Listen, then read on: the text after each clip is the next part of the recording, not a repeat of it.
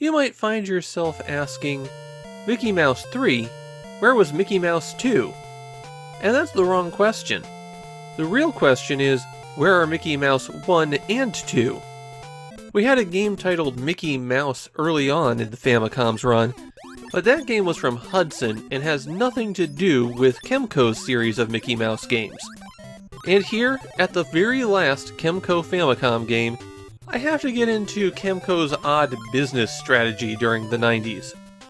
And one of the keys to it is that in the 90s, there really wasn't much of an international market. If you lived in the US and someone was releasing a game in Japan based on Mickey Mouse, odds are you'd be completely unaware of its existence. And so licensing deals tended to be sliced up by region. So Kemco had the rights to make games based on Mickey Mouse in Japan, but not anywhere else. Kemco didn't strictly release games in Japan though, they published all over the world.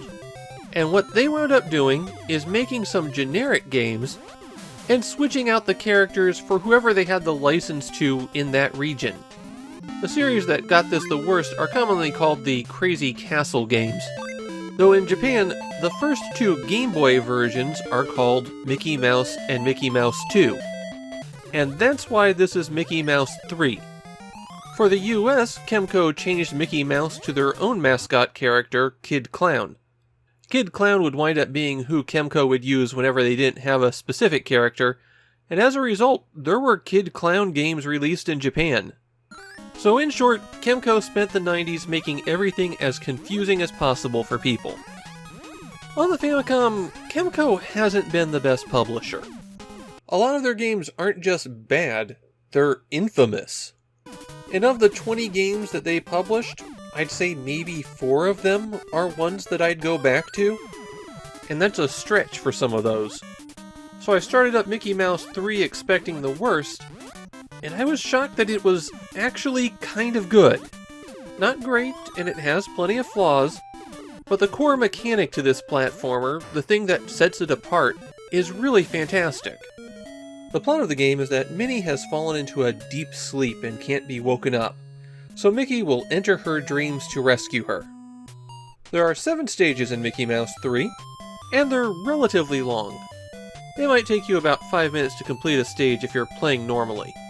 On a stage, A jumps, and B causes Mickey to inflate a balloon. And that balloon is a pretty complicated object. Releasing B will release the balloon, and what it does depends on what direction you're pushing. If you're pushing in most directions, Mickey will throw the balloon, and it will arc and bounce as it follows that path. If you press down and release B, Mickey will just set the balloon down on the ground. If you jump and land on a balloon, then you'll shoot up high into the air. And you can have 3 balloons out at once, inflating a whole pile of balloons to shoot at people. Colliding with a balloon will cause it to do damage for some reason. There's even a few enemies who can capture the balloons that you're shooting at them, and then you have to avoid them when they get returned. And if all of that wasn't enough for the balloons, if you just don't release B, then Mickey will float down gently when he jumps. The balloons give you a lot of complex movement options. You can do a lot just getting around the game in Mickey Mouse 3. There's one more bit of movement that you need to know about, but it's also the piece that I think doesn't work. If you just keep walking in a direction for a few moments, Mickey will pick up speed and start to run. It's not a smooth acceleration, it's just suddenly he'll move faster. It's not the best feeling movement. Besides using those balloons to go fast and kill enemies, they can also reveal hidden items and open treasure chests. The hearts recover health and increase your maximum health bar. You start with 3 hearts, but you can go to 4. The Mickey Mouse symbol gives you an extra life. Berries are used at the end of levels for a bonus, and the lightning bolt makes you invincible for a few seconds. Question marks could be any of those, or it could be something that reverses your controls. But since there's no time limit on stages, if you do get a control reversal, just stand still until it goes away. There's no need to do anything other than that. At the end of every level is a boss, and generally speaking, they're not too difficult. They have simple patterns, and once you've learned them, you probably won't get hit again. Watch out for this anglerfish though. It causes some really severe screen flashing that I'm editing around. And the final boss has 4 phases to it. Every time you defeat it, he just says, "I'm getting up again." In case you don't recognize that last boss, he's the villain from the Black Cauldron, which is really weird when you consider that the Black Cauldron was a book. I don't think Kemco got the license for that one.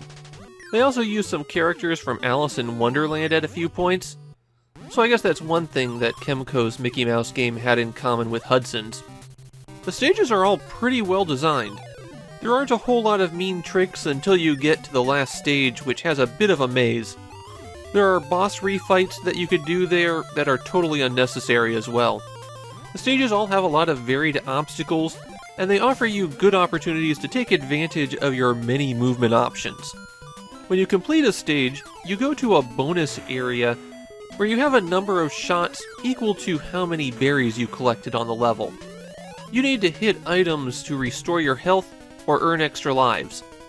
Fruit, meat, and heart are for restoring health, while the treasure chest and the Mickey Mouse symbol are extra lives. What I wound up doing is just sitting around and waiting a long time for extra lives to appear, and then shooting them.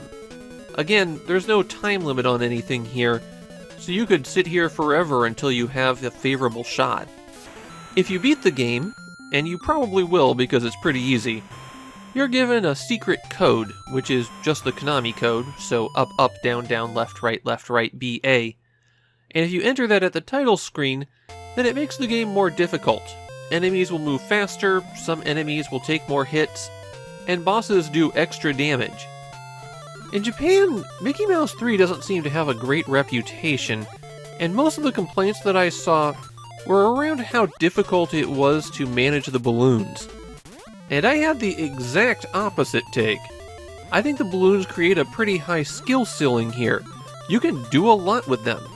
And I think they're what makes Mickey Mouse 3 worth playing. Now, the game is really easy.